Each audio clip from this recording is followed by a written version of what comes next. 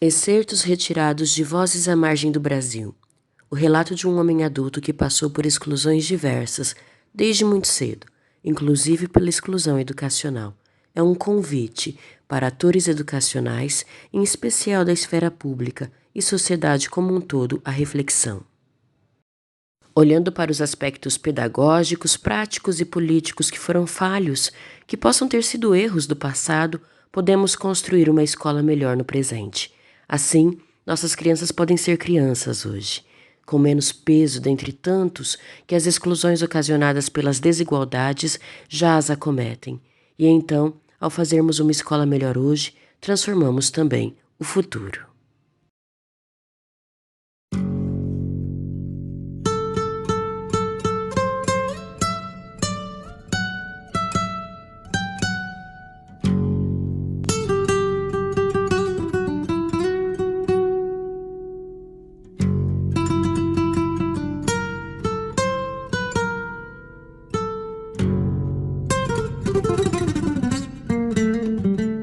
O que você quer ser quando crescer? Eu quero ser jogador de futebol, que eu quero ser rico. E você? Eu quero que o Papai Noel me dê um videogame.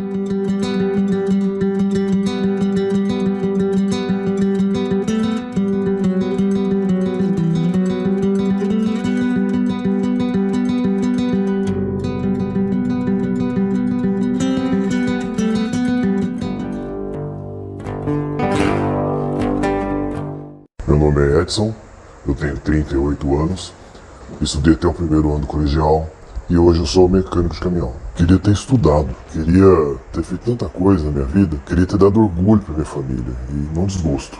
Eu tinha que ajudar em casa e eu acabei escolhendo o caminho errado. Era mais fácil o caminho errado, entendeu? Aí quando eu fui preso, o meu irmão não aguentou e se matou. Já tava tudo muito difícil, né? Era uma escola simples, era uma escola pública, né? E lá era muito próximo da favela que tinha, né? O pessoal era bom demais. E a gente era bem tratado na escola. Mas tinha muito vagabundo. E isso aí era complicado. Eu era um moleque muito magrelo, muito mirrado. Aí você já viu, né? A molecada da escola desforrava em mim. Eu ia pra escola morrendo de medo. Eu tinha mais medo de apanhar do que qualquer coisa. Não tinha nem cabeça pra aprender nada. O pessoal lá me batia todo dia. Todo dia. Eu apanhava todo dia. Pra mim isso era muito difícil, sabe? Uma vez, pra você ter uma ideia, a gente tava lá na hora do recreio, e o portão da escola era um portão de grade. Sabe aquelas grades igual quadra de futebol? Aí chegou um menino que tinha rincha com a molecada lá dentro da escola, pôs a arma lá no buraco lá da grade da escola e disparou um tiro de 12. Pegou no menino lá, que era amigo nosso, Branco era o apelido dele. Ele morreu na hora. Podia ter sido qualquer um de nós. Foi triste. Essa escola fica no Monte Alegre. E nessa época tinha uma rincha entre duas gangues, que era a favela do Monte Alegre e o pessoal dos Grilos. Eles viviam se matando. Foi por causa dessa rincha aí que eles foram na escola e atiraram no Branco. Era pobre, me vestia como pobre. Eu tenho cor de pobre. Pobre tem cara de pobre. Às vezes a gente ia no shopping para dar um rolê com os amigos, mas era assim, era pisar no shopping, segurança já colava atrás. Ficava em cima da gente, era terrível. A gente queria fazer coisa como os meninos normal faz, né? A gente queria fazer também. Eu parei de estudar e fui trabalhar. Mas trabalhar honesto, com um preto, pobre, é difícil. Aí mais pra frente eu fui pro caminho errado, fui pro Paraguai, trazer coisa do Paraguai. Caí, fiquei preso, cumpri minha pena, hoje já tô tudo certo com a lei. Mas é isso aí. Acontece que quando eu fui preso, o meu irmão não tava com a cabeça boa. E aí, com essa decepção, ele se matou. Ele se enforcou. Eu cumpri por 4 anos fechado, mas mesmo assim eu vou sofrer pro resto da vida a perda do meu irmão. Isso aí não tem preço. Na época de escola, não tinha essa coisa ruim. Claro que não. Na hora da merenda era o que era bom demais. A merendeira chamava Dona Antônia. Eu lembro muito bem dela. Era uma pessoa maravilhosa. Ela protegia eu dos meninos que queriam me bater. Ela entrava na frente, sabe? Ixi, era legal demais. O meu melhor amigo na época da escola era o Binho. E ele estudava na classe especial. Naquela época tinha classe especial. O Binho era muita gente boa. Ele tinha dificuldade para aprender só. Na classe especial eu tinha até medo. Porque tinha muito menino lá violento. Como eles repetiam um monte de ano, era muito grandão. E aí eles batiam a gente mesmo, porque tinha muita diferença de idade. Como eu repeti um monte de vezes, eles me tacaram pro noturno. E aí eu desandei de vez, não teve jeito. É claro que depende muito das intenções e das ideologias que estão por trás das coisas, né? Mas a ideia é que tudo possa evoluir, progredir, né? A educação, nessa dimensão, aqui no Brasil, ela caminha a passos lentos, mas muita coisa mudou, muita coisa melhorou. E o que antes era visto como algo aceitável e talvez eficaz, como uma classe especial, como a repetência, hoje já é visto com outros olhos. Então, ambos, na verdade, são apenas fatores de exclusão e o que a gente precisa é incluir, acolher, né? Muita instituição ainda precisa enxergar a verdadeira função de uma avaliação, que não é colocar uma nota ali para classificar quantitativamente, para dizer para um estudante você é bom ou você é ruim.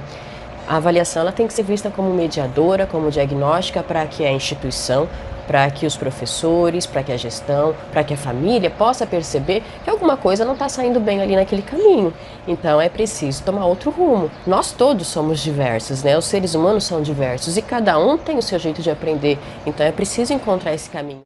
É importante para nós pensarmos também, quando pensamos na questão da educação de jovens e adultos, é pensarmos no porquê que essas pessoas não realizaram, não efetivaram a sua educação básica durante a infância, durante a adolescência. Para refletir um pouco sobre isso, eu creio que seja muito importante nós olharmos o que os teóricos falam, o que os sociólogos falam a respeito da constituição da sociedade brasileira. Por quê? Porque muitas vezes a gente vê um discurso entre as pessoas que fizeram, né, vão fazer os seus estudos mais tarde, não no período da adolescência e da infância, e muitas vezes essas pessoas têm um discurso de culpabilização, de responsabilização própria por uma possível falha, por um possível erro, por um defeito, uma dificuldade, né? A expressão dificuldade de aprendizagem é uma expressão bastante comum no Brasil. As pessoas gostam de atribuir ao outro, dizer, olha, o outro tem dificuldade de aprendizagem, ele reprovava muito e por isso ele saiu da escola, né? A história da reprovação era muito recorrente e era um sistema muito rígido, sem dúvida alguma, a ideia da reprovação. Eu, na minha educação básica, eu reprovei na sexta série, na época. E por que eu reprovei? Porque a média na escola era 7 e eu tirei 6,5 de média anual. E eu reprovei em português. Reprovei o ano inteiro. E eu lembro que eu chorava, falava para minha mãe, mas eu fiz o resto, mãe. Mas... Eu sequer entendia, eu tinha 12 anos de idade, 13 anos de idade, eu sequer entendia por que eu tinha sido, por que eu ia ter que fazer tudo de novo. Então, veja, essa é a minha história. Eu me lembro de ter reprovado e me lembro do sofrimento que isso significou na minha vida. Como assim? Eu vou ter que fazer tudo de novo? Por quê? Se eu fiz tudo que os professores pediam. Então, veja, essa responsabilização, essa culpabilização da criança chega muitas vezes sem a consciência mais ampla do que isso significa. Então, em algum momento na história do Brasil, se acreditou que a reprovação era um método efetivo de fazer com que a pessoa veja o seu erro e se esforce e faça de novo. Hoje, ainda bem, nós já repensamos de uma maneira muito diferenciada esse aspecto da reprovação, porque o que significa reprovar na vida? O que significa reprovar na vida? Quando a gente não alcança alguma coisa, a gente consegue reescrever. O que significa perder, entre aspas, um ano da nossa vida, né? É interessante a gente pensar do ponto de vista filosófico o que isso significa e pensar que para uma criança entender o que significa ter que reprovar de ano, sem contar a vergonha, né, o rechaço que isso significa, porque a reprovação e o erro e a falha e o defeito e o problema historicamente têm sido atribuídos à criança, historicamente, e quando esse peso fica grande o suficiente para ela ou para a família, essa criança sai da escola, simples assim. E essa criança mais tarde vai ver, nossa, mas eu preciso do estudo para entrar num determinado trabalho, eu preciso me alfabetizar, e o adulto, o jovem adulto vai buscar a escolarização mais tarde, né? Mas você veja, pensar novamente, é repensar os nossos valores sociais, é repensar a importância que a gente atribui aos currículos, é pensar na importância que a gente atribui ao percurso, é pensar na importância que a gente atribui à formação humana mais ampla. Enfim, é um convite a repensar as estruturas pelas quais nós estamos constituindo a nossa sociedade brasileira. Sem dúvida alguma, nós precisamos repensar a escola o tempo todo. Nós temos muitas leis excelentes no Brasil, de todas as ordens agora, então com as atuais leis na área da educação inclusiva, acho que nós avançamos muito, né? Precisamos efetivar e mudar e melhorar as escolas do ponto de vista da estrutura, da infraestrutura, da formação dos professores, enfim, uma série de coisas, mas nós avançamos bastante, né? Nós avançamos. Agora, o preço da liberdade é a eterna vigilância, nós precisamos estar atentos, né, o que tem acontecido em termos pedagógicos, em termos educacionais, em termos políticos, em termos sociais, né? Nós precisamos estar atentos, porque educar é um ato político. Pra mim, essa vida é muito triste, sabe? Só tristeza, só.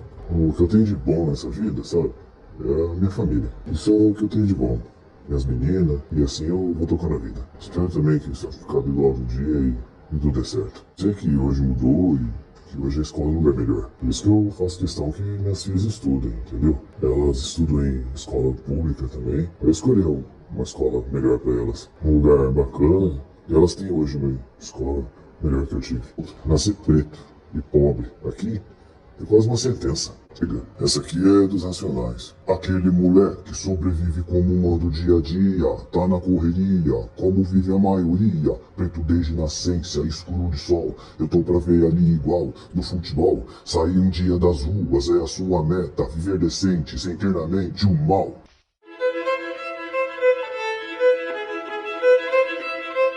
Então, eu acho que a gente precisa pensar numa escola para além de simplesmente transmitir o conhecimento historicamente adquirido, para além da certificação, da preparação para o mundo do trabalho, né?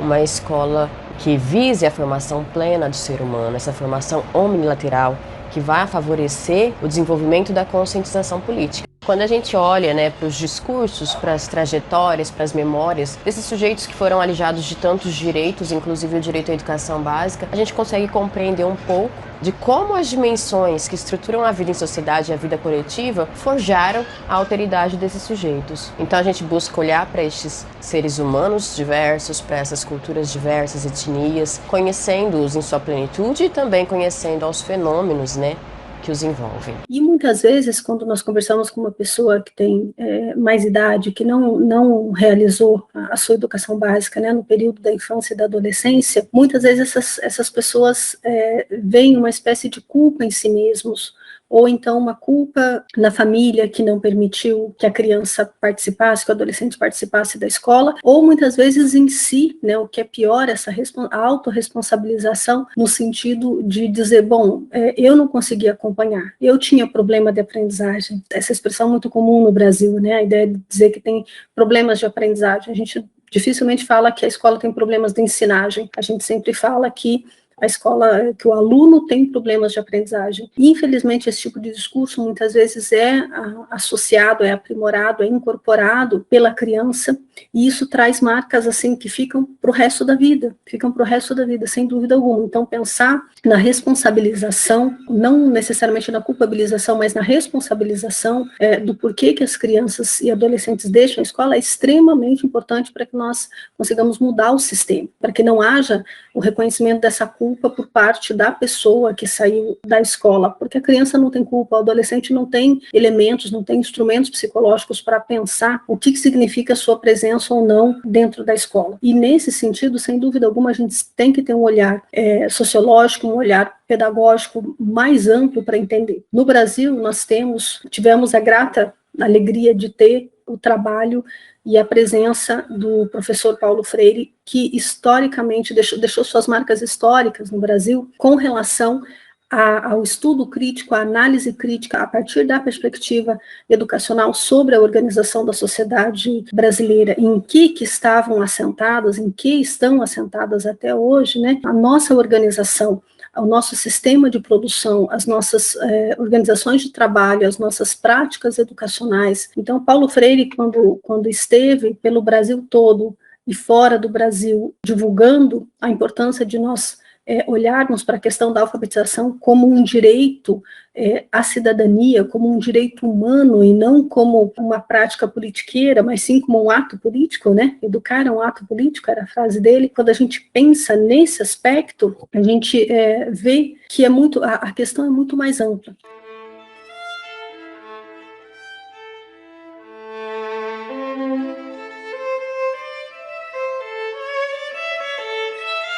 E aí tem um termo que a autora dela, Cortina, trabalha, que é a aporofobia, que seria a aversão ao pobre, a pobreza, a miséria, né? Então nessa sociedade o pobre fica sem lugar, e sem lugar ele passa a ser excluído, marginalizado. Uma sociedade em que metade da nossa humanidade vive em condição de pobreza, em situação de miséria. Educar tem também um papel importante ao nos ensinar a nos colocarmos verdadeiramente na perspectiva do outro, no lugar do outro que vive em condição de sofrimento. A gente que é pobre morre. A gente que é pobre mal nasce e já começa a morrer. A gente que é pobre morre, um pouquinho a cada dia, de tristeza, desespero, agonia. A gente morre de sofrer num sistema covardia. Diferente do rico, a gente que é pobre morre sem viver, sem saber o que é ter paz. A gente que é pobre morre de fome ou pelo lixo que a gente come. Morre de frio, de água suja, de aluguel, de empréstimo no banco, de agiota, de boleto, de vontades, de desgosto, de medo, de esgoto aberto ao céu. Morre de doença que já tem cura, mas a fila pro pobre é dura e a gente morre sem viver. Morre de dor, morre sem remédio, sem dignidade, sem moradia, nem em vida e nem em morte. Não tem onde cair duro. Quando tinha alguma sorte, a gente que é pobre já crescia na labuta, conhecendo a nossa luta e morria a trabalhar. Hoje, a gente morre de trabalho não ter. Morre de bala perdida, de descaso na ferida, de ninguém te dar a mão. Morre invisível. A gente que é pobre morre quando pro crime perde um irmão. Quando vira só um número, é chamado vagabundo, confundido com bandido, afogado no sistema, debaixo da ponte ou num banco de praça, o filho do rico te ateia fogo. E a gente que é pobre morre. Morre sem conhecer o mundo, esse mundão de meu Deus. Deus. E a gente morre a Deus dará. Sem educação, sem escola, sem teto, sem terra, sem democracia, sem justiça nem direitos. Mas eu devo persistir, um sujeito a resistir, porque o meu filho quero ver crescer, e quem sabe, em Deus espero, disseram-me pra eu ter fé. Sendo o filho menos pobre do que a gente que é pobre, talvez sinta em sua boca um amargo menor que o meu. Se eu tenho o que mereço, nessa tal meritocracia, eu espero pela sorte que então, após a morte, a gente que é pobre tenha um céu nos esperando e que lá o pão não falte, daqueles que sinto o cheiro de longe da padaria, bem quentinho e com manteiga derretendo.